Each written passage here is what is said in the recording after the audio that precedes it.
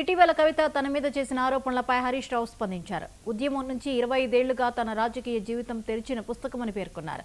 కావాలని కొందరు తనపై దుష్ప్రచారం చేస్తున్నారని, ఆ వ్యాఖ్యల్ని కవిత ప్రస్తావించారని అన్నారు. కొంతకాలం నుంచి తనపై పార్టీపై కొందరు ఆరోపణలు చేస్తున్నారన్న ఆయన ఎందుకు చేస్తున్నారో, ఎవరికి లబ్ధి చేకూర్చేందుకు మాట్లాడుతున్నారో అర్థం కావట్లేదన్నారు. తనపై చేసిన ఆరోపణలను వారి విజ్ఞతకే వదిలేస్తున్నారని వ్యాఖ్యానించారు. అదేవిధంగా నాపైన కొన్ని రాజకీయ పార్టీలు చేస్తున్నటువంటి వ్యాఖ్యలనే వారు కూడా చేయడం జరిగింది. అయితే ఆ వ్యాఖ్యలు వారు ఎందుకు చేశారో అది వారి విజ్ఞతకే నేను వదిలేస్తున్నాను.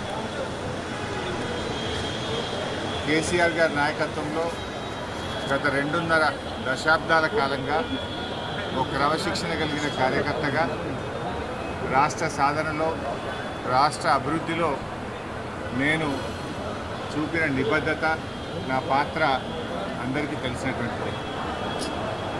ఈరోజు రాష్ట్రంలో ఎరువులు దొరకక ఒకవైపు రైతులు గోసపడతా ఉన్నారు, మరొక వైపు వరద ప్రాంతాల ప్రజలు అనేక ఇబ్బందుల్లో ఉన్నారు.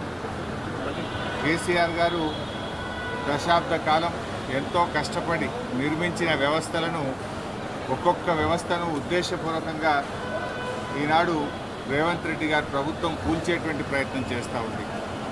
సో ఇటువంటి పరిస్థితుల్లో కష్టాల్లో ఉన్న ప్రజల్ని ఆదుకునే విషయంలో, తెలంగాణ ద్రోహుల చేతుల్లో నుంచి ఈ రాష్ట్రాన్ని కాపాడుకునే విషయంలో మా దృష్టి అంతా ఉంటుంది.